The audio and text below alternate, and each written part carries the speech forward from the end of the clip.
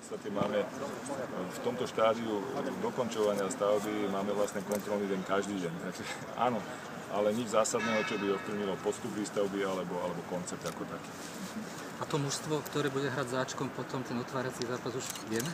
No, otvárací ceremoniál je samozrejme pomerne podrobne už pripravený, ale detaily budeme postupne verejnosti oznamovať. 22. 2. sobota je to. Marek hovoril niečo, že 1. pre novinárov, niečo bude, no dobre. 21. sú programy súvisiace, ale samotné otvorenie je 22. Že by Ukrajina mala zrovna teraz problém hrať na stavenisku, ale že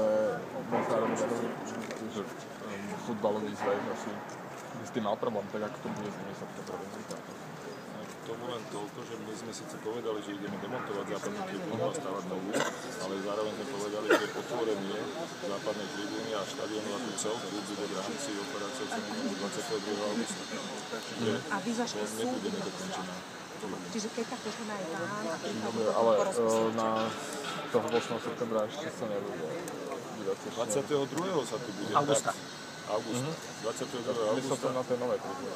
Aj na novej, to som teraz povedal. Áno. Je 120 dní do polu sa musí nahlasovať reprezentačný zápas. Viete teraz povedať, že teda 120 dní budú môcť nahlasovať? Samozrejme, tieto predpisy UEFA sú platné, správne hovoríte. My samozrejme budeme s nástupcom FIFA prezentovať štadión aj z jeho harmonogramom dobudovania.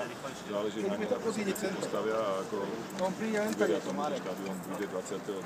otvorený v plnom koncepte, ako sme ho predstavili. Čiže ten termín 22 je fixný, nemôže sa, keby sa náhodou niečo uložiť. Zatiaľ nič nenasvedčuje tomu, že by sme s tým povedali. Takých 6 až 8 miliónov sú odhadované investície a tie majú byť uvoľnené od vlády, alebo? Nie, zatiaľ sme vládou o tom nerokovali, my toto budeme hradiť z vlastných zdrojov a samozrejme budeme oslovať našich partnerov v projekte o spôsobe dofinancovania, ale to je ešte otázka otvorená.